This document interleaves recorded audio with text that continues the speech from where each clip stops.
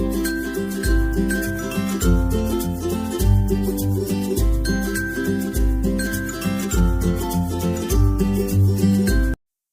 Friends, જય શ્રી કૃષ્ણ. મારા કિચનમાં તમારું સ્વાગત છે. આજે આપણે બનાવીશું પરફેક્ટ માપ સાથે તીખા ગાંઠિયાની રેસીપી. પણ તીખા ગાંઠિયા બનાવવા માટે લોટ બાંધવાની જ ખૂબી છે.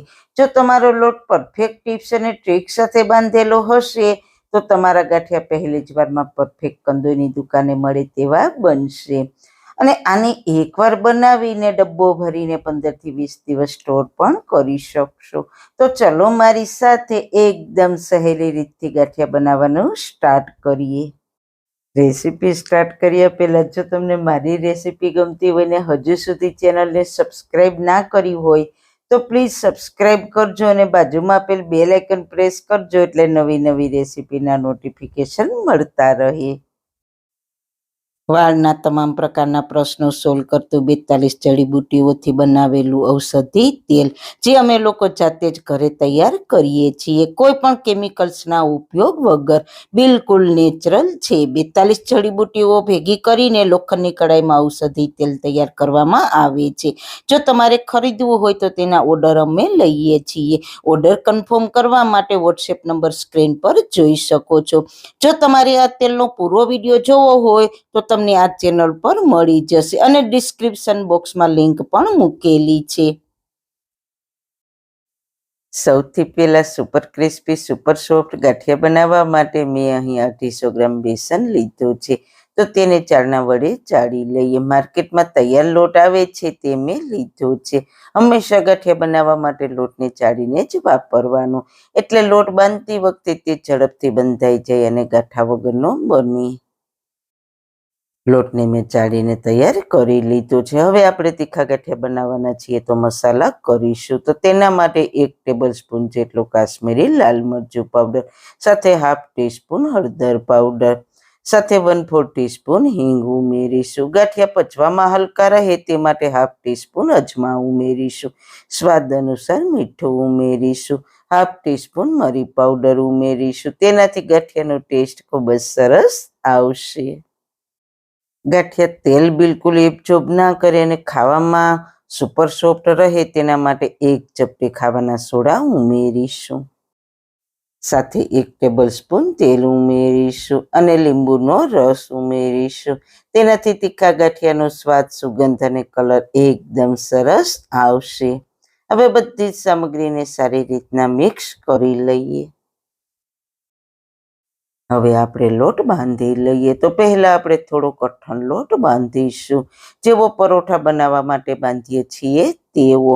પછી આપણે થોડું થોડું પાણી ઉમેરીને મસળીને નરમ બનાવી લઈશું. આ રીતે થોડું થોડું પાણી ઉમેરતા જઈશું અને મિક્સ કરતા જઈશું. શરૂઆતમાં તમારે થોડું પાણી ઉમેરીને લોટને આ રીતના ભેગો કરી લેવાનો. લોટ આ રીતે ભેગો થઈ જાય ને એટલે હાથને સારી રીતના ધોઈને સાફ કરી લેવાના. પછી 1 જ ચમચી જેટલું પાણી નાખીને લોટને થોડો મસળવાનો છે. મસળીએ એટલે લોટનો કલર ચેન્જ થઈને સુવાળો સોફ્ટ થઈ જશે. આ ટિપ્સને જરૂર ફોલો કરજો. આ રીતે 2 મિનિટ જેવો લોટને મસળશો એટલે તમારા ગાંઠિયા ખાવામાં ફરસા અને ક્રિસ્પી બનશે. સાથે કલર પણ સરસ આવશે. તમે જોઈ શકો છો લોટ મસળ્યો એટલે કેટલો સરસ સોફ્ટ અને સુવાળો થઈ ગયો છે અને કલર પણ ચેન્જ થઈ ગયો છે. તો બસ ગાંઠિયા બનાવવા માટે લોટ પરફેક્ટ છે. હવે ગાંઠિયા બનાવવા માટે મેં અહીંયા પિત્તળનો સંચો લીધો છે. તો તેમાં 2 પ્રકારની જારી આવે છે, એક જાડી અને ઝીણી. તો આ લોટમાંથી તમે બંને ગાંઠિયા બનાવી શકો છો. તમારે જે ગાંઠિયા બનાવવા હોય તે જારી ફિટ કરી દેવાની સંચામાં. હું જાડા ગાંઠિયાની જારી સંચામાં ફિટ કરું છું. પછી સંચામાં થોડું તેલ લગાવીશું એટલે લોટ સંચામાં ચીપકે નહીં. પછી લોટમાંથી આવો સિલિન્ડર જેવો શેપ આપીને લોટને સંચામાં ભરી દઈએ. પછી બંધ કર્યા પહેલા ઉપર થોડું તેલ લગાવીશું. ઘણીવાર એવું બનતું હોય કે સંચામાં ઉપર લોટ આવી જાય છે, તો સંચો બંધ કરતા પહેલા આ રીતે થોડું તેલ લગાવશો ને તો તમારો લોટ સંચામાં બિલકુલ ઉપર નહીં આવે. હવે સંચાને ટાઈટ બંધ કરી દઈએ. ગાંઠિયા બનાવવા માટે મેં પહેલા તેલ ગરમ કરી લીધું છે. તો ગરમ તેલમાં થોડો લોટ ઉમેરીને ચેક કરીએ તો લોટ થોડી જ વારમાં ઉપર આવે છે. તો ગાંઠિયા બનાવવા માટે તમારે આ રીતના જ મીડિયમ તેલ ગરમ કરવાનું છે. હવે સંચાને રાઉન્ડમાં ફેરવતા જવાનું અને ગરમ તેલમાં ગાંઠિયા પાડી લઈશું. સેન્ટરમાં આવો એટલે સંચાને રિવર્સમાં ફેરવવાનું અને સહેજ એવો સંચાને તેલમાં ટચ કરશો એટલે ગાંઠિયા પડવાનું બંધ થઈ જશે.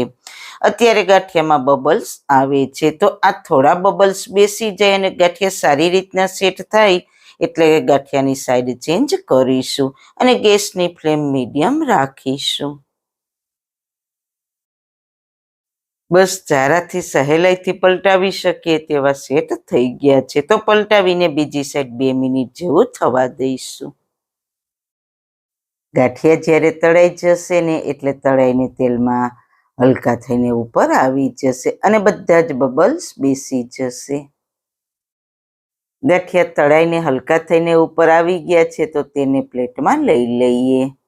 ગાંઠિયાને તમે તોડીને પણ ચેક કરી શકો છો. તે સહેલાઈથી તૂટી જાય છે તો ગાંઠિયા પરફેક્ટ તળાઈ ગયા છે.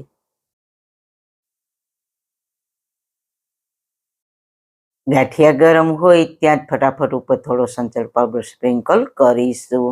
બહુ સારો એવો ટેસ્ટ આવશે. બિલકુલ ઓપ્શનલ છે, ના ઉમેરવો હોય તો સ્કીપ પણ કરી શકો છો. આ જ રીતના બીજા ગાંઠિયા પણ બનાવી લઈએ. રાઉન્ડમાં ફેરવતા જઈશું અને સેન્ટરમાં આવો એટલે સંચાને રિવર્સમાં ફેરવીને સહેજ એવો ગરમ તેલમાં સંચાને ટચ કરશો એટલે ગાંઠિયા પડતા બંધ થઈ જશે. જુઓ છો ને તમે, ગાંઠિયાનું ખોચડું સરસ બન્યું છે. એક બાજુ થઈ જાય એટલે સાઈડ પલટાવીશું અને બીજી સાઈડ ક્રિસ્પી થાય ત્યાં સુધી તળી લઈએ. એકવારના ગાંઠિયાને બનતા લગભગ 4 મિનિટનો સમય લાગે છે. બીજા ગાંઠિયા પણ તળાઈ ગયા છે તો તેને પ્લેટમાં લઈ લઈએ. તમને સંભળાવું ગાંઠિયાનો ક્રિસ્પી અવાજ અને ખાવામાં પણ એટલા જ સોફ્ટ છે. તો માર્કેટ કરતાં ચોખ્ખા અને સસ્તા ગાંઠિયા તમે ખૂબ જ ઓછા સમયમાં ડબ્બો ભરીને બનાવી શકો છો અને એ પણ પૂરી શુદ્ધતા સાથે. ગાંઠિયા બની જાય પછી ઠંડા કરીને તમે એરટાઈટ ડબ્બામાં ભરશો એટલે 15થી 20 દિવસ ખરાબ નહીં થાય. તો તમને મારી આજની રેસીપી કેવી લાગી? જો સારી લાગી હોય તો તમારા ફ્રેન્ડ્સ ફેમિલીમાં શેર કરજો. ને મારી ચેનલ પર નવા છો તો મારી ચેનલને સબસ્ક્રાઈબ કરજો. ફરી મળીશું એક નવી જ રેસીપી સાથે. ત્યાં સુધી બધાને મારા જય શ્રી કૃષ્ણ.